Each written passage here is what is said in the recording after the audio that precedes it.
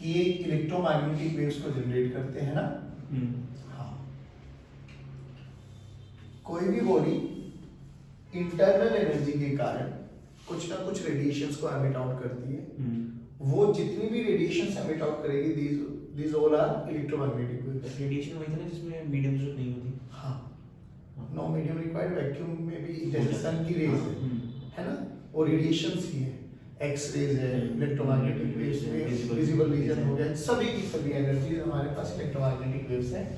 और no medium required, no medium required. चलिए, अब इसमें क्या होता है, सारा खेल ही इंटरनल टेम्परेचर का होता है। इंटरनल एनर्जी आएगी, वो उसको रेडिएट आउट करती है, सिंपल। अब हम बात करें कि एक रूम टेम्परेचर पे, अगर हम नॉर्मली बात करें रूम टेम्परेचर पे, तो रूम टेम्परेचर देखो, जो भी हमारे पास 0 डिग्री से लेके 100 डिग्री तक हम ये मान के चल सकते हैं, यहाँ से जितनी भी रेडिएशंस निकल रही होगी, जैसे फॉर एग्जांपल तवे वाला लिया था, तवे को गर्म करो, गर्मी का एहसास होता है, हमें लगता है कि भाई हाँ कुछ रेडिएशंस है, बट वो हमें दिखाई नहीं। तो बेसिकली जितनी भी रेडिएशंस यहाँ से निकलती है, ये सभी की सभी इंफ्रारेड रीजन में होती है। ठीक है बच्चों, इंफ्रारेड रीजन। और इंफ्रारेड के बाद कौन आता है, विजिबल रीजन। विजिबल रीजन में निकल जाएगी तो वो हमें दिखाई देगी। बात समझ में आई ये सब चीजें। चलिए, अब हम बात करेंगे यहाँ पर दो चीजों के बारे में। देखो कि अगर हमारे पास temperature of body, temperature of surrounding, थोड़ा जल्दी जल्दी करेंगे क्योंकि ये हम सब चीजें पढ़ चुके हैं। अगर हमारे पास TB is greater than TS हो जाए, TB is less than TS हो जाए, या TB is equal to TS हो जाए, ठीक है। Temperature of body is greater than temperature of surrounding, तो हम लिमिट करेंगे। हाँ, बॉडी में से एमिशन ज्यादा होगा एज कंपेरिजन टू एब्जॉर्प्शन ज्यादा होगा। तो एमिशन का जो रेट होगा वो ज्यादा होगा। हाँ, वो ज्यादा होगा। एग्जैक्टली। तो टेम्परेचर बताओ, कम होगा या कम होगा? हाँ, टेम्परेचर डिक्रीजेस। इस केस में क्या होगा बच्चों, एमिशन ज्यादा होगा। नहीं, एमिशन कम होगा, एब्जॉर्प्शन ज्यादा होगा। एमिशन ज्यादा होगा, इस केस में इंक्रीज, एब्जॉर्प्शन ज्यादा होगा, एमिशन कम होगा और एमिशन कम होगा। तो टेम्परेचर बोलो इंक्रीजेस। तो टेम्परेचर इंक्रीजेस, ये याद रखना है हम लोग। हाँ। उस केस में बोलो so no emission no absorption. जितना आएगा, जितना एब्जॉर्ब करेगा उतना। ब्लैक बॉडी है? नहीं, कोई भी बॉडी ना, जरूरी नहीं है वो ब्लैक बॉडी। जब थर्मल इक्विलिब्रियम आ जाएगा तो हर एक बॉडी, ब्लैक बॉडी ये है कि वो 100% एनर्जी लेगा, एब्जॉर्ब करेगा, बट कोई भी बॉडी कुछ ना कुछ तो एनर्जी तो लेगा ना। वो जितना लेगा उतना देगा, नहीं आया समझ में? तो ब्लैक बॉडी में कंफ्यूजन मत रखो अभी। तो ये क्या करेगा, थर्मल इक्विलिब्रियम जितना लेगा उतना दे रहा है। हाँ बस exactly, thermal equilibrium, EQUILI BRI equilibrium, मतलब लेना देना के बराबर है, जितना लेगा उतना देगा, दैट्स इट। ठीक। अब देख, याद करो, जब भी हम कोई भी फिनोमेना पढ़ते हैं, लेट्स से हमारे पास एक ऑब्जेक्ट है, इस पे हमने कोई भी एनर्जी इंसिडेंट करी है बाबू, this is incident energy, let's say QI। अब यहाँ पे RAT तीन ही फिनोमेना होते हैं, रिफ्लेक्शन, एब्जॉर्प्शन एंड ट्रांसमिशन। अब देखो क्या होता है, रिफ्लेक्शन एंड ट्रांसमिशन पढ़ेंगे हम लोग 12th स्टैंडर्ड में। यहाँ पे हमारा सबसे ज्यादा एम्फेसाइज किस पे रहता है, एब्जॉर्प्शन।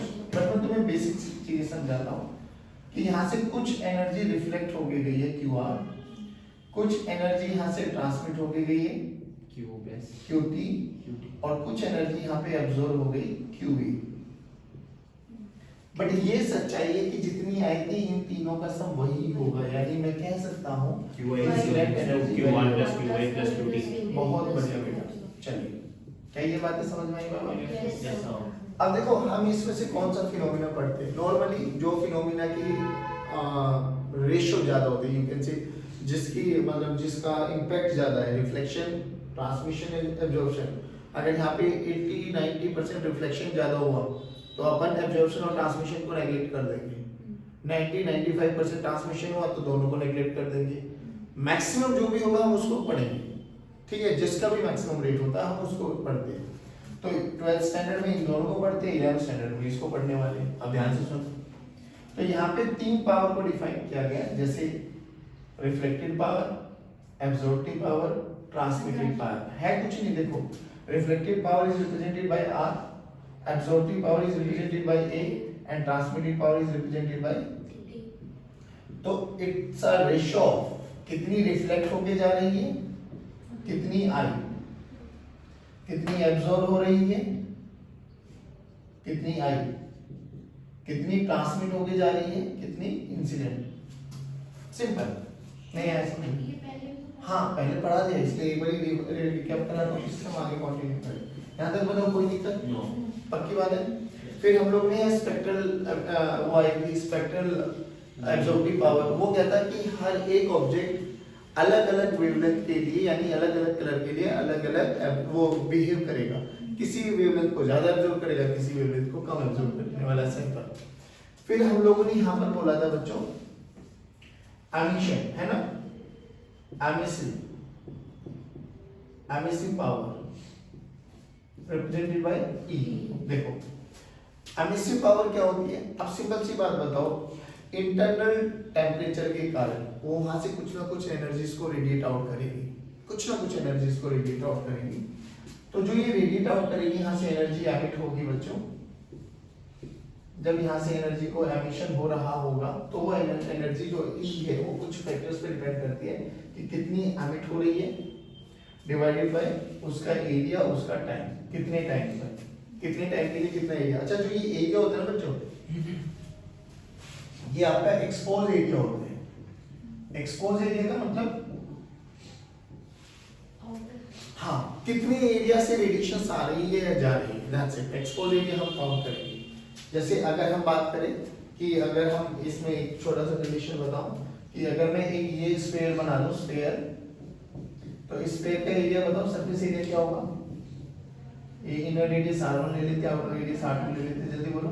एरिया हाँ पाई r नहीं, स्फीयर है ये 4 पाई r4 का स्क्वायर माइनस 4 पाई r1 का स्क्वायर। बट जब हम इससे रेडिएशन के बारे में बात करेंगे तो we are dealing with expose area. Expose area क्या हो जाएगा?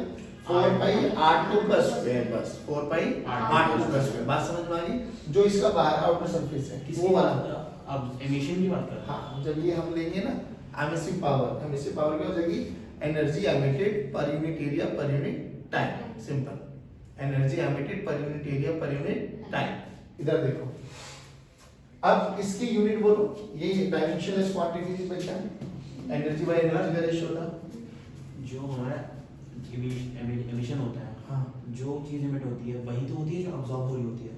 अभी अभी आएंगे उस पे, बट ये अभी डेफिनेशन है। अच्छा, energy emitted per unit area per unit time. Simple. तो इसकी यूनिट क्या होगी? Energy per unit time what पर मीटर स्क्वायर, वॉट पर मीटर स्क्वायर। अब देखो इतना समझ में आया? ये हम उस दिन भी डिस्कस कर चुके थे। नाउ अब हम बात करते हैं ब्लैक बॉडी के बारे में। ब्लैक बॉडी क्या होती है बच्चों? जो 100% एब्जॉर्ब कर लेती है या 100% एमिट कर देती है एट पर्टिकुलर टेम्परेचर। जैसे sun is the best example of black body. High temperature पे वो सारी की सारी जितनी भी पॉसिबल वेवलेंथ है सारी की सारी एमिट आउट करना होता है।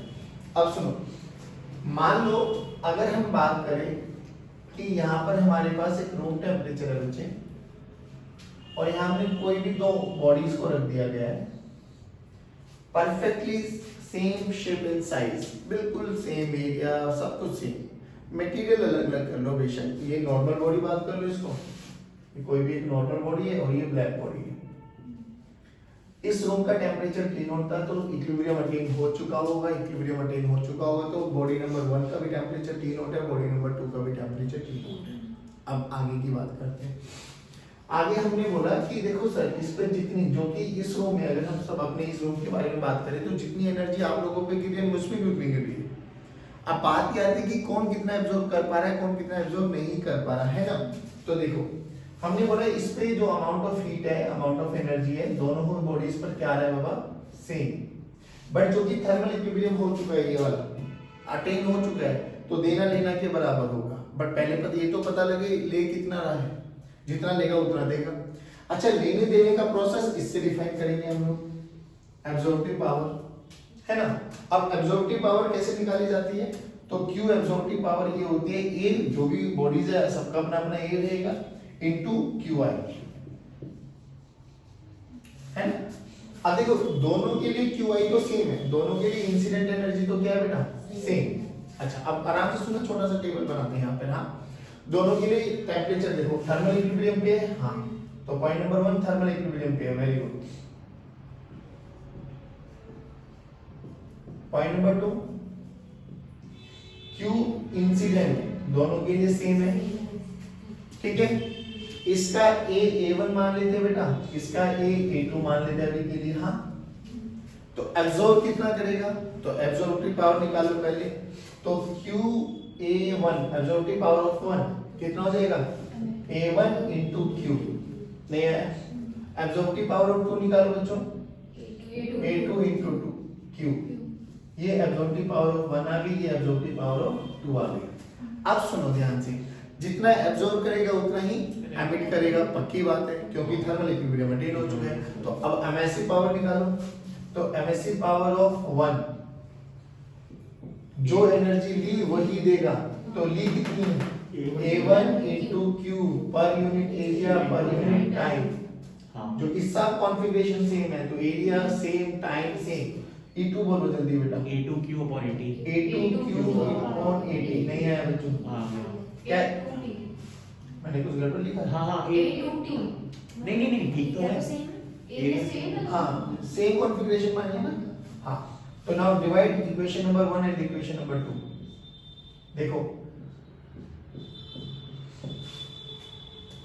नहीं है, तो अपन बोल सकते हैं कि E1 by A1 का रेशियो जो है वो E2 by A2 के रेशियो के बराबर है। A1 into तो कांस्टेंट था, क्या बच्चे, A1 into कांस्टेंट था, E1 E2 नहीं, E1 उसकी एमिसिव पावर है और A1 उसकी एब्जॉर्प्टिव पावर है। तो इन दोनों का रेशियो कांस्टेंट है किसी भी बॉडीज के लिए किसी भी गिवन टेंपरेचर पे। A1 हमारी एमिसिव पावर है, बॉडी 1 की, हाँ, और A2 एमिसिव पावर है बॉडी 2 की। अच्छा ठीक है, एमिसिव कह रहा हूं, एब्जॉर्प्टिव पावर E1 उसकी एमिसिव पावर है, E2 उसकी है। अच्छा नहीं आया क्या समझ में, हाँ, तो सब चार्ट बनाया है। अब सुनो, इसी को बोलते हैं किरचॉफ लॉ। अब वो सुन क्या होता है, थोड़ा एक्सप्लेन करता हूँ, ध्यान से देख। E2 कौन सी 2 नंबर वाली कौन सी बॉडी है, ब्लैक बॉडी है। ब्लैक बॉडी, अब तो मैं इसको ब्लैक बॉडी की टर्म्स में लिखूं, EB डिवाइडेड बाय AB।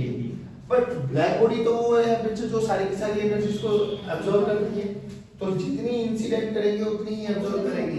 तो Q incident by Q incident 1, यानी मैं कह सकता हूं कि AB कितना है बाबा, 1। ओह ध्यान से देख, फॉर्मूला क्या बना, जनरल E बाय A का रेशियो किसके बराबर है, EB।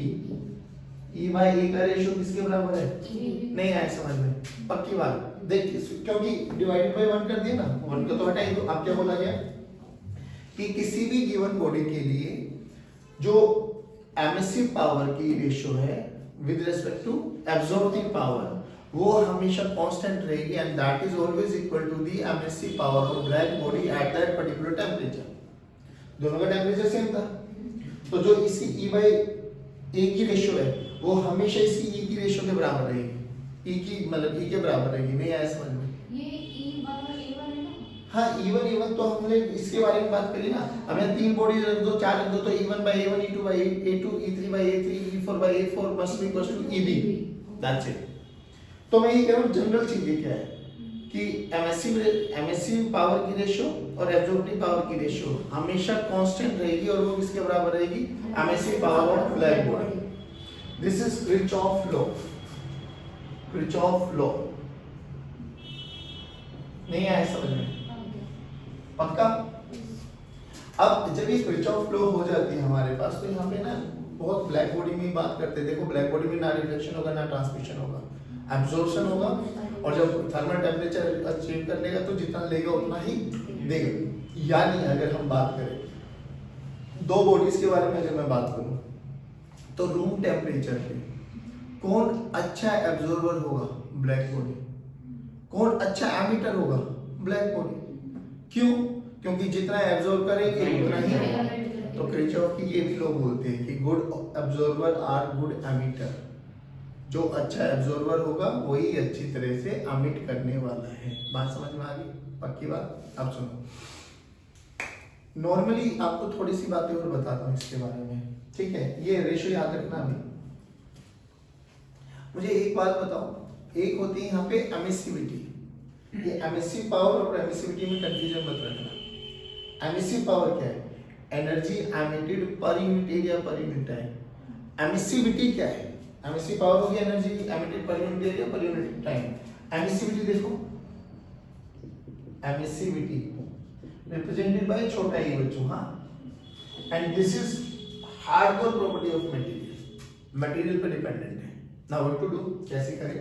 देखो, अगर हमारे पास यहाँ पर दो बॉडीज है जो कि एमिशन कर रहा होगा, तो obviously temperature of the body should be greater than sounding temperature।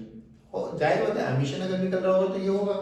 अगर इसका साउंडिंग का टेम्परेचर Ts मान ले, बॉडी का टेम्परेचर T मान ले, एक नॉर्मल बॉडी है मेरे पास और एक ब्लैक बॉडी है मेरे पास, तो बच्चों यहाँ से भी कुछ एमिशन मतलब रेडिएशन निकल रही होंगी। हाँ, कॉन्फ़िगरेशन सेम मान लेते हैं, इसका भी area of cross section A मान लेते हैं, इसका भी area of cross section A मान लेते हैं। यहाँ से जो एनर्जी निकली वो E और जो यहाँ से एनर्जी निकल रही है वो EV, ठीक?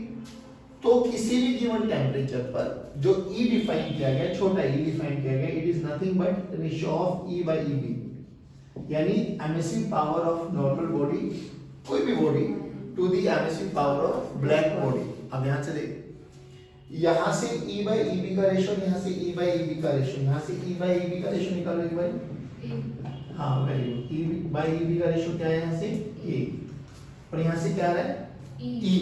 तो ध्यान से देख, क्या मैं बोल सकता हूँ न्यूमेरिकली E A के बराबर है, न्यूमेरिकली E A के बराबर। हाँ, ध्यान रखना, E बिल्कुल अलग तरीके से डिफाइन किया गया है, A बिल्कुल अलग तरीके से डिफाइन किया गया है, बट हाँ न्यूमेरिकली ये दोनों सेम आते हैं। तो इसका मतलब E A के बराबर, या E को A डिफाइन नहीं कर सकते आप लोग। E अलग तरीके से डिफाइन किया गया है, A अलग तरीके से डिफाइन किया गया। हाँ, फाइनली वो हम ये प्रूव कर चुके हैं कि E और A क्या है? सेम है। अब सुनो ध्यान से, जब ये सब चीजें आ गई हमारे पास, ध्यान रखना, E कब होगा? जब एमिशन हो रहा होगा। A कब होगा? जब एब्जॉर्प्शन हो रहा होगा। एमिशन कब होगा? जब बॉडी का टेम्परेचर ज्यादा होगा। एब्जॉर्प्शन कब होगा? जब बॉडी का टेम्परेचर कम होगा सराउंडिंग के रिस्पेक्ट में। क्या ये सब चीजें समझ में आ गई? पक्की बात। अब मुझे एक चीज बताओ, जनरली मैं ये बोलूं कि गुड, जैसे क्रिचॉफ ने बोला था कि good absorber are good emitter. मेरे पास दो बॉल्स हैं, हाँ, दोनों का सेम कॉन्फ़िगरेशन, बट फर्क क्या है? एक रफ है, एक शाइनिंग है, एक डल है, एक शाइनिंग वाली है। कौन अच्छा एब्जॉर्बर होगा? कौन अच्छा रिफ्लेक्टर होगा? जाहिर बात है। यानी अगर मैं बात करूं रूम टेम्परेचर पे, तो जितनी भी एनर्जी आ रही है दोनों को, ये वाला क्या कर रहा है? ये तो फेंक रहा है, ये क्या कर रहा है? एब्जॉर्ब कर रहा है। जाहिर बात है। कुछ लोगों ने तो बोला था कि ये जितना अच्छा ऑब्जर्वर होगा उतना अच्छा मीटर होगा। हाँ, अभी सुन तो सही, बताऊंगा ना लोकेशन, ठीक है? नहीं, ये प्रोसेस जब तक है जब तक थर्मल इक्विलिब्रियम नहीं अटेन होगा, तो वो कर सकता है ना एब्जॉर्ब कर सकता है कोई। हाँ, थर्मल इक्विलिब्रियम हो गया तो फिर क्या करेगा? जितना लेगा उतना देगा। But before achieving thermal equilibrium, मान लो ये दोनों पे अभी थर्मल इक्विलिब्रियम नहीं आया, ये भी एनर्जी ले रहा है, ये भी एनर्जी ले रहा है, ये लेता जा रहा है और ये रिफ्लेक्ट करता जा रहा है। बात समझ में आ रही है आपके पास? अब होगा क्या? धीरे धीरे इसने ज्यादा एनर्जी ली है, इसने कम ली है, ठीक? अब इनके टेम्परेचर को इंक्रीज करते हैं दोनों में। हाँ, टेम्परेचर को इंक्रीज करेंगे, रूम टेम्परेचर के बाद इनके टेम्परेचर को इंक्रीज करो, तो अब कौन एनर्जी ज्यादा एमिट आउट करने वाला है? तो एक क्यों? क्योंकि इसने, हाँ, क्योंकि इसका इंटरनल टेम्परेचर बढ़ा, तो इसके पास ज्यादा एनर्जी एब्जॉर्ब ज्यादा करेगी, तो ज्यादा रेडिएशन निकालेगा, ज्यादा रेडिएशन निकालेगा, ये कम निकालेगा। तो अब कौन शाइनिंग वाला हो जाएगा? ये। और कौन डल हो जाएगा? ये वाला। और ये प्रैक्टिकली ऑब्जर्व किया जाता है कि इनिशियली जो शाइनिंग वाला होता है और जो डल होता है ना, तो डल इनिशियली बहुत एनर्जी ऑब्जर्व कर लेता है एज कंपेयर टू शाइनिंग वाला, क्योंकि ये तो सारी रिफ्लेक्ट कर देगा। तो रूम टेम्परेचर के बाद जैसे ही हम इनका टेम्परेचर बढ़ाते हैं, तो ये ज्यादा एनर्जी एमिट करता है, जो एनर्जी ज्यादा एमिट करेगा तो हमें वो शाइनिंग में वो चमकता हुआ दिखाई देगा, जो कम करेगा वो डल दिखाई देगा। बात समझ में आ गई? एक चीज और, एक कि how to make black bodies. Basically black bodies आपके पास पता है कि कुछ हमारे पास है, कुछ एलिमेंट्स है हमारे पास जो हम परफेक्टली ब्लैक बॉडीज की तरह बात करते हैं। एक हमारे पास है ना फेरी बॉडी बनाई गई थी, फेरी साइंटिस्ट थे हमारे पास, तो उन्होंने एक बॉडी बनाई। अब वो मैं तुम्हें समझा चुका हूँ, बट देख लो एक बार क्या था। उन्होंने एक ऐसे कंटेनर टाइप लिया और इसमें अंदर ब्लैक पेंट कर दिया, ब्लैक पेंट अंदर से। अब क्या हुआ, जब यहां से लाइट डालोगे, बहुत छोटी सी ओपनिंग, बहुत छोटी सी ओपनिंग, जब यहां से लाइट डालोगे तो लाइट आएगी, लॉज ऑफ रिफ्लेक्शन को फॉलो करेगी, है ना। इस छोटी सी होल से बाहर निकलने की पॉसिबिलिटी बहुत कम है। एक मिनट, उसमें ब्लैक पेंट किया था? हाँ, अंदर ब्लैक पेंट, तभी तो एब्जॉर्ब ज्यादा करेगी, हाँ। है ना। ब्लैक पेंट करने के बाद absorb, black colour basically absorb ज्यादा करता है, तो अंदर कर लेगा वो, अंदर लिया, रिफ्लेक्ट हुई, और ये एक दो टकराने के बाद शायद पूरी एब्जॉर्ब हो जाए, मतलब इसकी पॉसिबिलिटी बहुत कम है। 99% मान लो, ऐसा मान के ये एब्जॉर्ब कर लेगी। रिफ्लेक्शन की एब्जॉर्प्शन की? एब्जॉर्प्शन 99% ये अंदर ही अंदर रिफ्लेक्ट करके एब्जॉर्ब कर लेगी ना। हाँ। जितनी ज्यादा कोलिजन होगा उतनी ज्यादा एब्जॉर्प्शन होती हाँ। चली जाएगी, और 1% मान लो ये पास ऑन कर देते हैं, तो ये परफेक्टली हम कह सकते हैं कि ब्लैक बॉडी है। अब ब्लैक बॉडी क्या है, ये पूरा जो सरफेस बना है ये पूरी की पूरी ब्लैक बॉडी है, जो ये ओपनिंग है ये ब्लैक बॉडी की ट्रैक करेगा। ये ओपनिंग, जो ये ओपनिंग है ना, this will acts as black body. हाँ। बात समझ में आई? हाँ। ये बस छोटा सा कॉन्सेप्ट था। रेशियो ऑफ आगे समझ में, E by A का रेशियो हमेशा कांस्टेंट रहेगा, EB के बराबर रहेगा, और E by EB की रेशियो ही E होती है और उसकी रेशियो ही A होती है। ध्यान रखेंगे इस चीज को। बात करेंगे स्टीफन्स लॉ।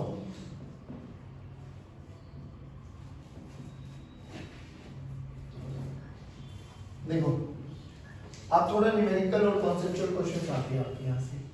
कैसे कि कोई एक बॉडी है हमारे पास जिसका टेम्परेचर T है और ये टेम्परेचर सराउंडिंग का है, ठीक है।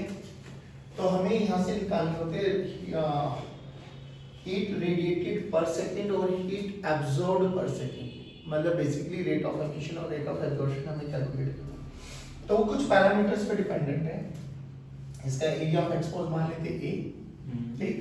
तो यहाँ से कितनी हीट या एनर्जी रेडिएट होगी किसी भी गिवन टाइम में, तो उसको हमने मार्क की dQr/dt, ठीक है। ये हीट रेडिएटेड है पर सेकंड। ये कुछ पैरामीटर्स पे डिपेंडेंट है, जैसे कितना एरिया है, पहली बात। अगर हीट एमिशन हो रहा है तो यहाँ पे एमिसिविटी आएगी या एब्जॉर्प्टिव पावर आएगी, एमिसिविटी, तो directly proportional to E,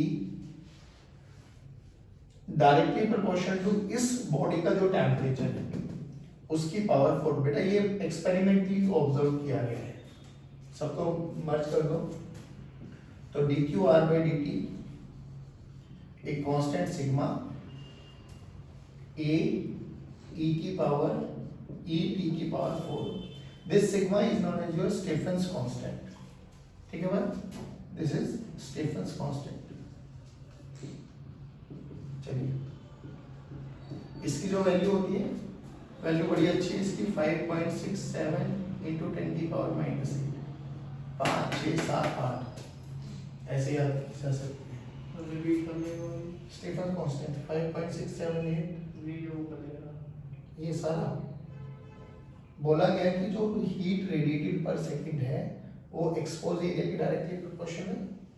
emissivity radiation है तो E, और जो टेम्परेचर है उसकी पावर 4 के डायरेक्टली प्रोपोर्शनल है। सबको मर्ज करो, ये आ गया ये रेडिएटेड मतलब वही ना, एमिटेड जो निकल रहा है। हाँ, अब यहाँ से जो ये स्टीफन कांस्टेंट है इसकी डायमेंशन बता दो, radiation per second watt area metre square kelvin की पावर 4, E डायमेंशन लेस है, हाँ। है ना। E क्या है, E by EB का रेशियो, तो डायमेंशन, तो ये यूनिट क्या बन जाएगी, वॉट पर मीटर स्क्वायर केल्विन की पावर 4, और dt ये पूरा का पूरा वॉट हो गया। डन। हाँ। अब इसी में कितनी हीट आ रही है तो वो भी कुछ पैरामीटर्स पे डिपेंडेंट है। हीट आ रही तो ऑब्वियसली सराउंडिंग का टेम्परेचर इन्फ्लुएंस में आएगा, निकल रही थी तो बॉडी का टेम्परेचर था, सब कुछ सेम है। ये भी बस यहाँ पे क्या आ जाएगा, एब्जॉर्प्टिव पावर। तो इक्वेशन में क्या आ जाएगा, देखो dQA/dt this is equals to direct equal sigma A/T/S की पावर 4। T बोले तो सराउंडिंग का टेम्परेचर। न्यूमेरिकली हम प्रूव कर पाए E A के बराबर है, अब ये भी प्रूव किया है। तो देखो दोनों पे रखो dqa by dt this is equals to sigma e a ts की पावर 4। अब ऐसा हो सकता है ना कि जितनी आ रही है उतनी ना निकल पा रही है, जितनी जा रही है उतनी ना ले पा रहा हूँ, एमिशन और एब्जॉर्प्शन सेम हो, इसकी कोई गारंटी नहीं। बिफोर थर्मल इक्विलिब्रियम तो ऐसा हो ही नहीं, होता ही नहीं। तो ये कुछ ना कुछ लॉस होते हैं भाई। आई 5 जूल गई 3 जूल तो लॉस हुआ, या आ रही है 2 जूल जा रही है 5 जूल तो भी लॉस हुआ। तो ये लॉस हीट लॉस बोलते हैं उसको। तो हीट लॉस क्या होता है dq by dt, this is heat loss, rate of heat loss you can say, हाँ। तो this is your rate of heat loss। अब ये rate of heat loss क्या है बच्चा, उसमें से इसको माइनस कर दो, dqr by dt minus dqa by dt। ध्यान से देखो बहुत सारे फैक्टर्स कॉमन आ गए, सिग्मा ए ई कॉमन आ गया, सिग्मा ए ई कॉमन आ गया, t की पावर 4 माइनस t s की power 4, this is your dq by dt। अब ध्यान से देखिए, ये एक रिलेशन है हमारे पास, सिंपल सी बात है। जब भी हम स्टार्स के बारे में बात करेंगे, सराउंडिंग, जब भी हम स्टार्स के बारे में बात करेंगे, सन, अब सन की सराउंडिंग के टेम्परेचर का हमें कोई लेना देना होता नहीं है। जैसे इस पे एक छोटा सा क्वेश्चन बताऊं आपको कि हमारे पास एक स्टार ये रहा, एक स्टार ये रहा। स्टार्स के बारे में बात करें तो बेसिकली स्टार्स के बारे में जब भी बात करोगे तो सराउंडिंग के टेम्परेचर का कोई लेना देना नहीं, उसके इसमें ध्यान रखना है। इसका रेडियस r है, इसका रेडियस r/2 है, इसका टेम्परेचर 2000 केल्विन है। अच्छा ये सारा का सारा टेम्परेचर केल्विन में है और इसका टेम्परेचर 1000 केल्विन है। बोला गया find the ratio of heat loss, निकाल दो, निकाल सकते हैं, बहुत प्यार से निकाल देंगे। बोलो इसका रेशियो, इसका पहले इसका बॉडी नंबर 1 मान लेते हैं, बॉडी नंबर 2 मान लेते हैं। जल्दी बोलो dq1 by dt क्या हो गया, सिग्मा a e। अच्छा स्टार से तो ये रेडिएशन से बेसिकली है ना, इनके केस में अगर हम ब्लैक बॉडी है, अगर इनके केस में हमें e की वैल्यू रखनी पड़ेगी तो विल राइट 1, ध्यान रखना इस चीज का। t की पावर 4 बोले तो 2000 की पावर 4 पर सराउंडिंग का कोई जरूरत है नहीं, सिंपल सी बात है, divided by dq1 by sorry dq2 by dt कितना हो गया सिग्मा। अब एरिया देख लो, ये एरिया a1 है, ये एरिया a2 है, क्योंकि दोनों का रेडियस अलग अलग है। तो e into 1000 की पावर 4 सॉल्व कर सकते हो उसको, सॉल्व कर लेना, जो भी कट पिट के आ रहा होगा that will be your final answer. Ratio तो निकाल ली हीट लॉसेस के नहीं है।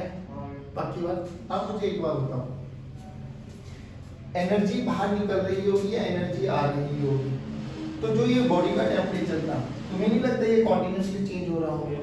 बिल्कुल जायज बात है। तो इस रेशियो पे ध्यान दो dq by dt, ये टेम्परेचर कॉन्टिन्यूसली चेंज होता जा रहा होगा, ये सच्चाई है। अच्छा अब क्या करें सर, पहले इसको उतारो फिर इस पे थोड़ा चर्चा करें। हाँ देखो, तो ये हमारे पास हीट लॉस आया है ना, अब हमें क्या करना है, dq की वैल्यू निकालना है एक बार यहाँ से। dq की वैल्यू क्या है, सिग्मा a t की पावर 4 माइनस t s की पावर 4 into dt। अब सुनो ये क्या है, dq heat loss in t time. हाँ अब सुनना आराम से, हाँ लेट्स से एट, अब ये मुझे इतना पक्का यकीन है कि ये टेम्परेचर कंटीन्यूअसली चेंज होता जा रहा है ना। जब एमिशन हो रहा है तो ये टेम्परेचर घटता जा रहा होगा, यस ऐसे मत Yes, sir. हाँ तो एट अभी के लिए at t time when t equals to t, जो टेम्परेचर है वो कैपिटल T है। Okay t plus dt time में कुछ टाइम के बाद टेम्परेचर चेंज हो गया होगा, तो टेम्परेचर को ऐसे लिखो t प्लस dt। तो चेंज नेगेटिव आएगा क्योंकि घट रहा है, एमिशन हो रहा है तो घटेगा। तो कितना, ये देखो t प्लस डी लिखने का तरीका ये है, t माइनस तो नहीं t माइनस लिखने लिखते ऐसे ही है। अच्छा हाँ वो चेंज अपने आप ही माइनस हो जाएगा, घबराओ ना। फाइनल माइनस इनिशियल करेंगे तो dt आएगा, चेंज इन टेम्परेचर, तो चेंज इन टेम्परेचर आया dt। अब जब टेम्परेचर चेंज हो रहा है तो dq को कैसे लिख सकते हैं हम, rate of change of heat को, dq by dt। Temperature change हो रहा है तो हीट का फॉर्मूला क्या है, ms Delta T। तो वो माइनस ms dt। माइनस क्यों लिखा बताओ, क्योंकि वो माइनस में है। टेम्परेचर घट रहा है। टेम्परेचर कम होगा। हाँ ms dt this is equal to ये dq हो गया आपके पास, हाँ और dq यहाँ से क्या है, सिग्मा a e t की पावर 4 माइनस t सराउंडिंग की पावर 4 into dt। अब ध्यान से देखो, माइनस ms हाँ dt by dt इधर ले आओ, ms को उधर ही लेके चले जाओ, डिवीजन में आ जाएगा यहाँ पर हाँ sigma a e by ms t4 minus ts की T4 पावर माइनस ts की पावर 4। इसको dt by dt, इसको रेट ऑफ कूलिंग बोलते हैं बच्चों। सो जो हमारा कैपिटल डी है वो change in temperature, change in temperature, dt जो है वो Change in change in temperature उधर वाला है जो उधर जो चेंज हुआ था। हाँ हाँ ये टेम्परेचर का वेरिएशन। जो हीट में हुआ था, हाँ हीट में हुआ था जो मतलब नहीं, हमें इतना हीट दिया तब जाके टेम्परेचर हुआ ना हाँ। चाहिए, लिया या दिया whatever जो भी किया होगा। अब सुनो, यहाँ पे देखो ये रेट ऑफ कूलिंग बोलते हैं। अब सिंपल सा फंडा बता, कल का जो एक्सरसाइज करे थे उसका क्वेश्चन नंबर 2 हाँ 80 से 60, 70, 70 से 60, 60 से 50। Now listen to me very carefully, खुद बता कॉमन सेंस। मान लो सराउंडिंग का टेम्परेचर 10 डिग्री है, हाँ टीएस 10 डिग्री है, टी एक केस में 100 डिग्री है, एक केस में 50 डिग्री है। खुद सोच के बता, दोनों के लिए सराउंडिंग सेम। हाँ यहाँ पे रख 100 की पावर 4 माइनस सेम, हाँ 50 की पावर 4 माइनस सेम। तो ये वाली वैल्यू किसके लिए ज्यादा है? तो जिसका टेम्परेचर ज्यादा होता है इनिशियली वो जल्दी ठंडा होता है। जैसे जैसे टेम्परेचर डाउन होता चला जाएगा वो धीरे धीरे धीरे धीरे धीरे धीरे ठंडा होता जाएगा। Are you getting me? तो 60 से 70, 70 से 60, 60 से 50, 50 से 40। तो कौन सा टाइम ज्यादा लेगा? 50 से 40। उससे कम 40 से 50, 50 से 40, एक मिनट हमें ये दिया ना 70 से 60 60 से T1 टाइम, हाँ 70 से 60 आने में T1 टाइम लगा, 60 से 50 आने में T2 टाइम लगा, 50 से 40 आने में T3 टाइम लगा। What is relation between that? T3 is greater then T2 is greater then T1। नहीं है ऐसा। T1 स्मॉलेस्ट है जिसका टेम्परेचर यहाँ से आ रहा है ना, रेट ऑफ कूलिंग यही तो कहता है, जिसका टेम्परेचर ज्यादा है वो जल्दी ठंडा होगा। हाँ तो 60 70 वाले के कंपैरिजन में 70 वाले को देखो और 50 वाले को देखो, तो तो 70 वाला जल्दी ठंडा होगा ना 50 के रिस्पेक्ट में। 50 और 60 को देखो, 60 वाला उससे पहले ठंडा हो जाएगा। तो सबसे ज्यादा टाइम कौन लेगा? 50 जो 50 से 40 में आ रहा होगा। तो जैसे जैसे टेम्परेचर डाउन होता चला जाता है ना, कूलिंग के लिए उतना ही टाइम, उतना ही समय ज्यादा लगता चला जाता है। ओके अब कल इस पे एक दो कॉन्सेप्चुअल क्वेश्चंस पढ़ेंगे और फिर बात करेंगे न्यूटन्स लॉ ऑफ कूलिंग। ठीक है, चलिए जय हिंद।